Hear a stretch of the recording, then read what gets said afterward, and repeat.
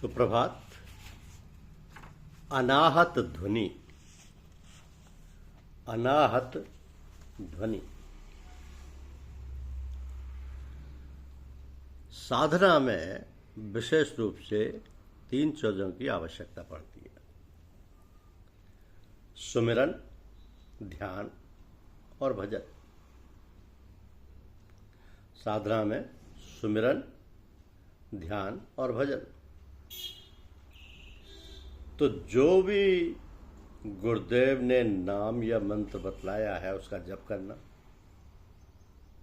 अब ये जप भी कई प्रकार का होता है।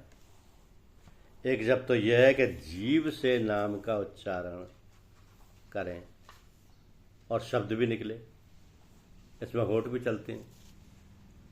दूसरा जिसमें होठ तो नहीं चलते किंतु जिह्वा चलती है।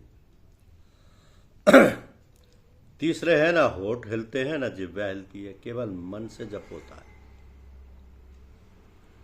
और उसमें मन पूरी तरह से तल्लीन रहता है। यदि ऐसा करते करते कभी कभी नींद भी आ जाती है, किंतु ये नींद ऐसी नहीं है जिसे हम सोना कहते हैं, बल्कि यह है योग निद्रा। इसके आने से हमारी सारी थकावट दूर हो जाती है और स्फूर्ति आ जाती है। जबकि सोने के बाद तो शरीर में आलस रहता है। तो ये तो हुआ सुमिरन। स्मरण दूसरा है ध्यान। अपने इष्ट का ध्यान करना व उनकी दिव्य मूर्ति को अपने हृदय में या ख्याल में देखना। और फिर है भजन। तो अपनी सूरती से जो अनाहत ध्वनि है, जो अनाहत ध्वनि है उसे सुनना। ये भजन तो सबको नहीं आता।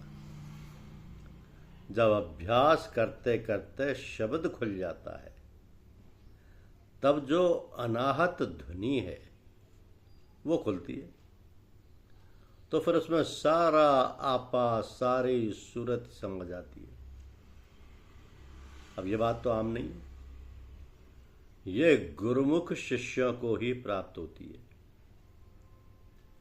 इसलिए कहा है कि जपा मरे अजपा मरे, अनहद हूं मर जाए। सूरत समानी शब्द में, ताहि काल ना खाए। तो शब्द की महिमा अपार है।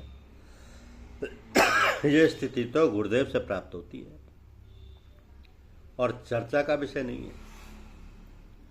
इस प्रकार ये चंचल मन बिल्कुल ठिकाने लग जाता है। सारी चंचलता मिटकर चित्त शांत और आनंद रूप होकर अनंत में लीन हो जाता है। यह अवस्था बहुत कम साधकों की होती है, जिनका लक्ष्य केवल भगवत प्राप्ति है, केवल उन्हीं का। यहाँ तो हम लोग न जाने कितनी सांसारिक वासनाओं, कल्पनाओं, इच्छाओं की पूर्ति हेतु गिड़गिड़ाते रहते हैं। भगवत प्राप्ति के लिए तो बस नाम मात्र को ही आते जाते हैं। भगवान अपनी दया कृपा बनाए रखे और गुरुदेव से प्रीति, प्रतीति और संबंध सानिध्य बनाए रखे, यही प्रार्थना है। धन्यवाद।